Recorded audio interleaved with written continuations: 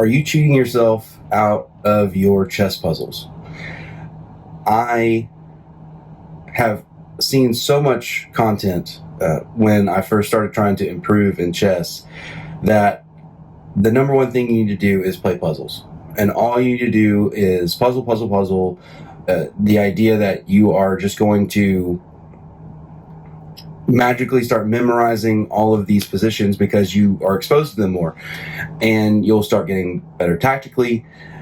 It's not a bad idea. It is definitely helpful and something that I did not focus on enough when I first started, and I can see it now when it turns into a middle game situation. It's typically where I start to make my biggest mistakes because I start to make tactical errors.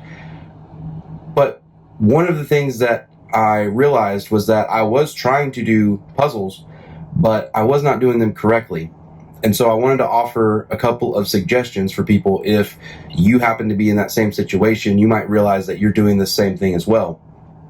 So what I would end up doing when it would be time for me to complete a puzzle, I would see the position, and then I would immediately just move the piece that I thought would be the first move in the puzzle, and wait for the response of the computer, whether it's on chess.com, Lichess, Chess Tempo, any of the websites I was using all kinds of different websites to try to see if I could get better at puzzles. But ultimately, it was because I was not actually finishing the calculation in my head before I would make the move.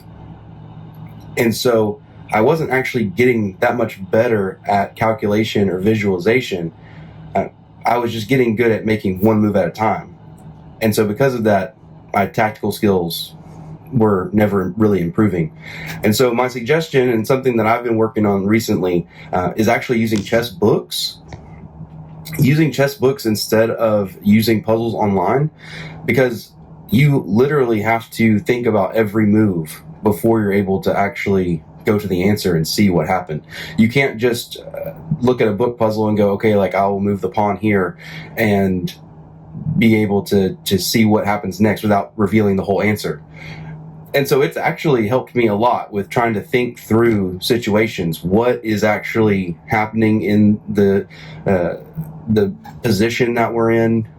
How can I actually make this work? Is this even the best move? Because once I start thinking about my opponent's responses, it usually means that I have picked the wrong candidate move to start with. And so I still do puzzles online for sure, but it's also helped me to not move the piece until I know that, at least in my mind, I've tried to complete the puzzle before I start moving pieces. And so I just wanted to send a quick video about that. So as you go throughout this week and you're trying to improve, I know it gets busy, which is why I'm filming in my car right now, and lots going on in my life, but I didn't want to miss 2 weeks in a row of video.